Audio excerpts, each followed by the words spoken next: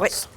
On passe à la chronique du handicap avec vous, Philippe. À quelques jours de Noël, vous avez eu envie de nous faire un cadeau en nous parlant de votre histoire et de partage. Oui, un cadeau, tout le monde le sait, j'ai subi un traumatisme avec un choc électrique, j'ai frôlé la mort, je ne sais même pas comment je m'en suis sorti, le suicide, la dépression, mais aujourd'hui, voilà, j'ai passé toutes ces épreuves, toutes ces étapes, et je suis là et j'ai envie de vous parler de comment on s'en sort, de l'outil de résilience. Et aujourd'hui, il y a beaucoup de personnes qui sont dans mon cas et on va parler justement de ce sujet. Alors, évidemment, ça retentit particulièrement ce mot de résilience après ces attentats du 13 novembre. Exactement, le 13 novembre, on a beaucoup parlé des personnes qui étaient décédées, mais il faut savoir qu'il y a loin de près de 200 personnes qui vont rester handicapées à vie. Il y a des personnes qui ont été amputées, d'autres qui sont paraplégiques, il y a des balles qui sont parties, on en parlait tout à l'heure tous les deux, il a un ami qui a pris 5 balles, voilà, qui a vécu un traumatisme, et ces gens-là, leur vie va être complètement bouleversée. Donc c'est là où c'est important de parler de ce fameux outil de résilience. Comment rebondir? Alors comment on définit cette résilience? Alors si on s'en tient à la définition du dictionnaire vraiment pure et dure, c'est la capacité à un corps, à un organisme ou à un système de retrouver sa propriété initiale après un traumatisme. Mais si on l'applique à l'homme, c'est la capacité de rebondir après un stress post-traumatique. Et donc Boris Cyrulnik, qui a préfacé qui a écrit beaucoup de livres sur ce sujet et qui est d'ailleurs un leader en cette matière de résilience. Être résilient.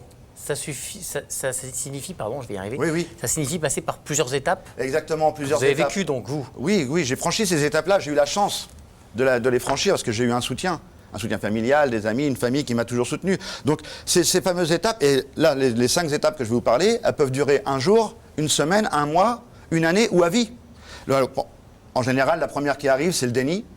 Ensuite, on a la phase de colère, la négociation, la dépression et l'acceptation. Voilà, vous l'avez dit, on ne peut pas passer ces 5 étapes tout seul.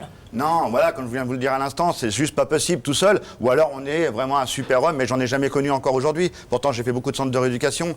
Sans l'aide familiale ou l'aide d'amis, on plonge effectivement dans cette dépression. Et moi, si j'ai eu la chance d'avoir cette famille, et vous savez, mes parents avaient joué un drôle de rôle et ma famille, parce que quand quelqu'un rentre dans le handicap, il y a un jeu un peu bizarre et surtout, on ne sait plus comment interpréter la personne. Même si c'est la personne qu'on aime, elle est devenue handicapée, elle a subi un traumatisme, donc comment je lui parle? Est-ce que c'est toujours la même? Donc voilà, c'est ça qui est hyper important. Et grâce à eux, même si j'ai vécu des moments très durs, ils ont toujours été là. Alors ce soutien, vous ne l'appelez pas soutien, vous l'appelez partage. Ouais, moi je trouve que le mot partage, ça va tellement mieux parce que c'est partager, ce que je venais de vous dire, partager cette douleur, cette peine. Je pense qu'il faut le dire. C'est hyper important de crier sa douleur, de ne pas la garder pour soi. Vous voyez, moi par exemple, ma douleur, je l'ai exprimée seulement 7 ans après mon accident. C'est pour ça, tout à l'heure, je vous disais, les phases, il n'y a vraiment pas d'ordre prédéfini. Donc, et par contre, quand la personne est toute seule, elle rentre dans ce qu'on appelle un deuil pathologique. Et là, elle n'a pas d'amis à la personne. Et là, c'est justement l'aide d'un professionnel qui va vraiment être nécessaire pour la ramener une nouvelle fois à la vie. L'aide de professionnel qui peut aussi être nécessaire, même quand on est bien entouré, parce que ça peut être indispensable pour tout un chacun qui vit ce genre de traumatisme. Alors, donc c'est un ensemble conjugué de facteurs, cette résilience, et vous croyez-vous, en plus, de manière très importante, aux vertus du sport? Oui, les vertus du sport sont... Je pense que je l'ai un peu prouvé. Non, mais pour moi, le sport, ça a été vraiment un outil de retour vers l'autre. J'avais accepté mon handicap, j'avais passé les 5 phases, mais j'étais encore bloqué sur comment je vais vers l'autre, comment je vais pouvoir m'exprimer avec eux. Et le fait de m'investir dans le sport, mais ça m'a libéré l'esprit. J'ai pu communiquer. Donc aujourd'hui, par exemple, vous avez la Défense nationale qui organise les RMBS pour les blessés qui reviennent de la guerre, les blessés médulaires ou les blessés psychologiques. Les rencontres militaires, blessures et sport. Hein, exactement, exactement les mêmes blessures que ceux qui ont vécu les attentats. Je reviens dessus parce que c'est hyper important pour le comprendre. Et là, on organise des événements multisports pour les ramener tranquillement vers une vie normale. Et moi, franchement, j'en suis convaincu que le sport est vraiment un outil de résilience qui permet de s'extérioriser et qui casse la barrière de l'isolement.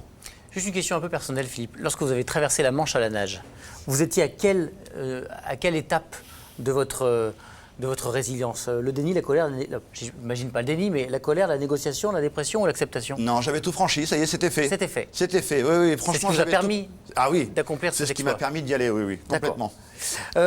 Il faut du temps quand même pour arriver à trouver cette force. Alors, oui et non. Oui et non, moi il m'a fallu 14 ans. pour accepter mon nouveau schéma corporel. Vous avez par exemple les deux frères Jérémiaz, dont un est en fauteuil. Des champions de tennis. Hein. Voilà, champions de tennis, exactement. Ils ont créé une association qui s'appelle Comme les autres. Ils organisent des petits événements, enfin des gros événements de sensations fortes. Et là, on voit du ski, ils font des sauts en parachute, du rafting, voilà, plein de choses comme ça. C'est pour des jeunes qui ont été récemment accidentés. Hein. Exactement. Et là, le jeune qui fait ça, il se dit... Ouais, il y a encore des choses que je peux faire. Dans une montée d'adrénaline violente, il se dit, ouais, je suis vivant, quoi. Je suis vivant, j'existe. D'accord. Ah, c'est impressionnant. On vous mettra ça, il y a le coordonnées de l'association, de cette Hyper association. Important, oui. Alors cette envie de survivre pousse des personnes à faire des choses qu'elles n'auraient pas imaginées avant leur accident ou leur agression. Exactement. Moi, avant mon accident, j'aurais jamais imaginé traverser la Manche ou relier les 5 continents à la nage. Donc effectivement, il y a plein de gens qui font des choses comme ça. Et d'ailleurs, il y a un site internet qui s'appelle Handicap World Record qui reconnaît tous ces records du monde, parce que vous savez, le grand livre Guinness Book, oh pardon, j'ai dit, zut. Tant pis. Non, parce que lui, il reconnaît que les personnes en situation de valide. Voilà. Les personnes en situation de handicap, il ne peut pas en entendre parler, celui-là. Bon non, il dit, oh non, c'est... Parce que moi, par exemple, pour la traversée de la Manche, il m'a dit, s'il y a un mec qui a un bras plus long de 10 cm, ce ne sera pas le même record. Vous comprenez? On voit bien la nuance. Donc voilà, Handicap World Record, il recense un peu tous ces records dans le monde entier. Il y a un gars, par exemple, qui a fait un tour du monde en avion, il est non-voyant. Il y a un jeune qui est handicapé, qui tire avec son fauteuil un engin de plus de 3 tonnes. Voilà. D'accord.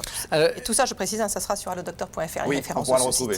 Pour autant, on ne va pas laisser croire que toutes les personnes handicapées peuvent faire tous des exploits. Je suis bien d'accord. Donc effectivement, on n'est pas tous des champions paralympiques ou voilà. Oui, effectivement, dans les stades, il y a beaucoup de résilients. Ça, c'est vraiment important de le dire.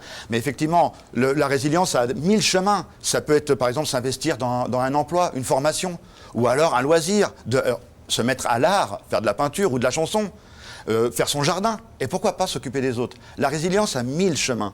Maintenant, c'est à nous de trouver le chemin qu'on a envie. Alors, si on vous comprend bien, être handicapé, c'est ne pas avoir encore accepté son handicap. Oui, franchement, ouais. Moi, aujourd'hui, j'ai passé toutes ces étapes-là. C'est pour ça que j'avais envie de faire cette chronique-là. Parce qu'il y a des jeunes aujourd'hui, il y a des personnes qui ont subi des attentats, qui sont dans cette phase-là, qui vont être dans une phase de colère terrible dans quelques jours, ou qui vont rester dans le déni.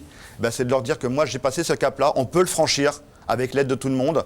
Et comme je dis très souvent, maintenant, ça fait partie de moi. Je ne me lève pas tous les matins en me disant « Merde, je suis handicapé ». Non, je me lève, je suis Philippe, et je vais au job. Et c'est peut-être tout simplement ça, être résilient. C'est d'accepter. Merci beaucoup, Philippe. Merci. C'est l'heure d'Invivou.